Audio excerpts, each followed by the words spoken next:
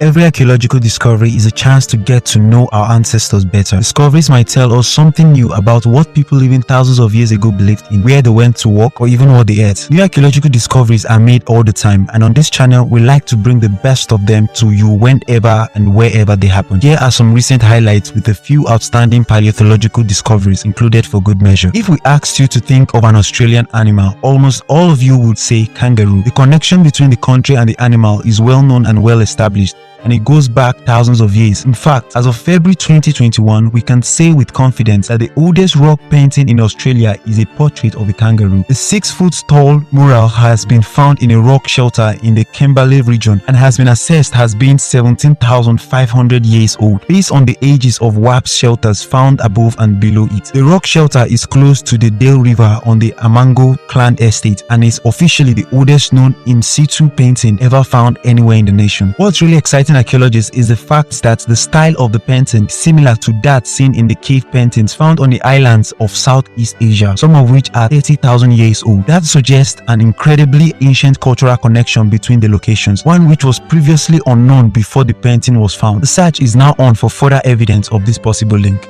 Like much of Europe, France was once part of the Roman Empire. Back then, it was known as Gaul, and traces of its Roman occupation can still be found all over the country. In February 2021, archaeologists began excavating the remains of 2 ancient Roman houses in the city of Nimes, houses that appear to have belonged to extremely high-ranking Roman officers. The Romans knew Nimes as colonial Naxos and occupied it around 250 years ago, eventually turning it into an administrative center from which they governed the south of the country. There were around 60,000 people living there, enjoying facilities like gymnasiums, temples, amphitheaters, and a building that may even have been a circus. The 2 newly discovered domus contain entrance halls, central halls, atriums, bedrooms, large dining rooms, studies, and kitchens. One of them has a stunning marble floor with checkerboard decorations and underflooring heatings. This would have been the peak of high society living 2,000 years ago. In fact, there are plenty of people living in Nimes today who don't enjoy this standard of luxury. The owners of these homes haven't even identified yet, but the archaeologists hope that identification may eventually be possible.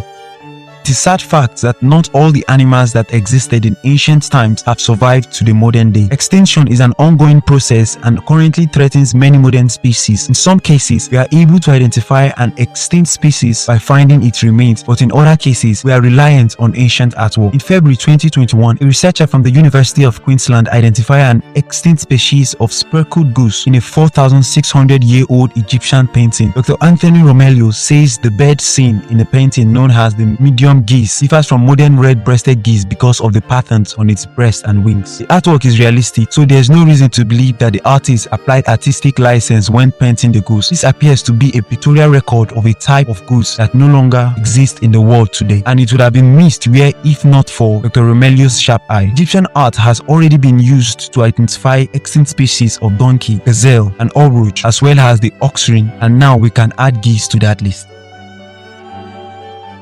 The Yanshi ruins in China have been known to archaeologists since their discovery in 1983, but it appears that the first archaeologists to investigate the site missed something rather important. To be more specific, they appear to have overlooked the oldest urban water system ever discovered in China. A team working at the site in January 2021 has identified the remains of a water system that dates back to the early Shang dynasty some 3,600 years ago. Based on the evidence at the site, it appears that the water system was separated into 2 systems, an internal system and an external system. The primary use of the internal system was drainage, with the external system flowing out into 2 river courses and a moat.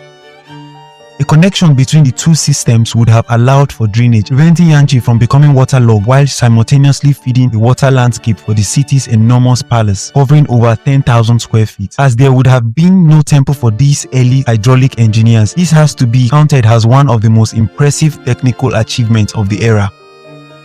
There are very few places on Earth that did not only play host to dinosaurs, which means you might never be far from a potential dino discovery if you keep your eyes peeled. In late 2020, Simon and Jessica Owens were out looking for shark teeth on the banks of the Stono River in South Carolina, USA. They found something a lot more special than that. The 6-inch long tooth does not come from a shark. It belongs to a megalodon that lived and died 5 million years ago. The coastline of South Carolina would have been entirely submerged beneath the water back then, which would have made it a perfect perfect hunting ground for the enormous creature. Just from looking at this single tooth, you can get an impression of how enormous a giant-sized megalodon must have been. Most estimates give them a length of more than 60 feet. The whole coast of South Carolina has proven to be a great place to go looking for dinosaur fossils, but the majority of significant finds are made by professionals. Simon and Jessica can either consider themselves very lucky and now have their dinosaur tooth on display above their mantelpiece at home. England's capital city of London is one of the biggest and busiest modern cities in the world. It's difficult to imagine it without the offices, skyscrapers, and millions of people. Even if we were to go back in time 2000 years, we'll find a Roman city called Londinium standing where London is now. But this was once a place full of wild animals. Evidence have been found in the city that proves that lions once prowled the land and hippos swam down the river Thames. The remains of elephants and hippos have been found during excavation work underneath Trafalgar Square along the fossil skeletons of wild cats and wolves. It's thought that most of these exotic animals arrived between the two ice ages, during a time when England was still connected by land to the rest of Europe. The country would have been much warmer back then, so it would have been a perfect habitat for the kinds of animals you would now be more likely to find in safari parks. The animals would have become trapped after the land connection to Europe disappeared, eventually leading to the disappearance as the temperature cooled. We know that the ancient Egyptians were very adaptive at preserving their dead by mummifying them, but until recently, we've not entirely been sure how they went about some of the more delicate tasks by the process demanded of them. That's changing thanks to the recent discovery of a medical instruction manual written on papyrus 3,500 years ago. This is the oldest mummification manuscript ever discovered. Mummification was considered a sacred ritual in Egypt at the time, and so knowledge was reserved for a small number of individuals who mostly passed the secret of the process on to their students orally. Written guides are so rare that this is the only third manual we've ever found. Among the new information that is being gleaned from the text is how to embalm the face of the deceased. The process involved cooking a blend of aromatic plants, applying them to the lining cloth, and then applying it to the face and leaving it for days. This is consistent with what we already know about the process, which took a whole 68 days divided into 4-day chunks. Yet again, the sophistication of the process underlines how advanced the Egyptians were when it came to their knowledge of the physical science. You might not have given much thought to the question of where the world's oldest pool of water is, but it has to exist somewhere. The answer is Timmins, Ontario, Canada. The existence of the pool has only been known about since 2018, but it's thought to have been around for close to 2 billion years. You find it at the bottom of the Kidd Creek mine, which is the deepest base metal mine in the world. Scientists found a pool of 1.5 billion years old water in the mine in 2013, but this new discovery, made at a depth of 2 miles below the surface, has it beaten by around 500 million years. It's possible to date the water because of the concentration of gases within the liquid. As the water ages, it absorbs argon, helium, and xenon. The water is valuable to scientists for more reason than just being old. They hope it might contain traces of ancient organisms, thus providing them an insight into life on Earth all that time ago. If the idea of 2 billion years old water has blown your mind, just consider the fact that around half the water on Earth came from interstellar ice and is older than the sun itself. The blockbuster 1990s movie Jurassic Park was based on the idea that dinosaurs could be brought back to life by using DNA from mosquitoes that drank the blood of the ancient prehistoric lizard and then became trapped in amber. We are still not quite there in terms of real-world science, but we've recently found a 99 million year old tick trapped in amber with a belly full of dinosaur blood. Unfortunately, there is no dinosaur DNA left inside it, so we still can't open a real Jurassic Park, but it's a fascinating discovery nonetheless. The tick is so well preserved that there are even traces of dinosaur feathers attached to it. It might not allow us to relate dinosaurs in a laboratory, but it does have the potential to give us new information about the way blood-sucking ticks have evolved on Earth. They have existed on our planet for hundreds of millions of years and appear to have been as much pests to dinosaurs as they are to animals and humans today. They might only be tiny, but they are survivors.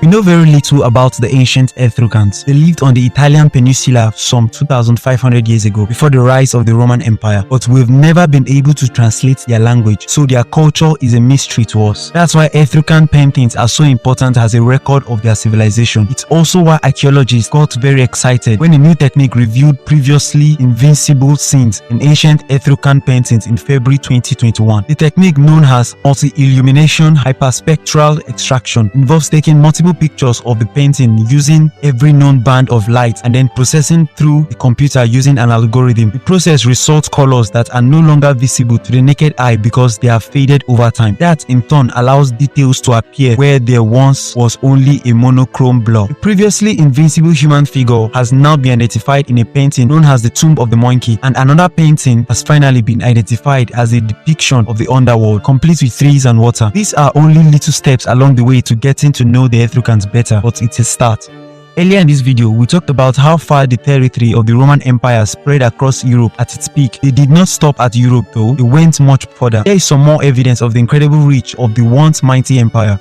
In January 2021, Russian divers plugged into the sea off the coast of Tartus in Syria and found remains of an ancient Roman port city. The marine archaeologists who belong to Soper State University took plenty of pictures of their find and also brought a few objects back to the shore, including household tools and plenty of Greek and Roman armor, including the remains of a 1st century lighthouse. This port was formerly part of the island of Award, which was originally occupied by the Phoenicians approximately 3,500 years ago, but later sank below the waves for reasons unknown. We know that many of the people watching this video will enjoy a beer or two. You might even have a taste for rare and unique beers, but how far would you go to indulge that taste? Would you, for example, go as far as a team of scientists in Canada who found a 125-year-old bear at the bottom of Halifax Harbour last year and then opened it in January this year to taste it? A bottle of Indian Pale Ale was brewed at Alexander Keith's Nova Scotia Brewery, company that still trades it today. It was theoretically still fine to drink because the cork was still secure and the water tight. The scientists decided to sample it in the name of research, and reviews were decisively mixed. Some described it as acidic and bitter with hints of cherry and oak, whereas others said it was disgusting with a strangely meaty taste. While none of the research team got sick from drinking the beer, they all agreed that if you find a century-old bottle of beer at the bottom of a lake, stream or harbor near you, it's probably not a great idea to drink it. Subscribe to the channel and turn on notifications and you'll be the first to know when a new video comes out. Thank you for watching and see you in the next video.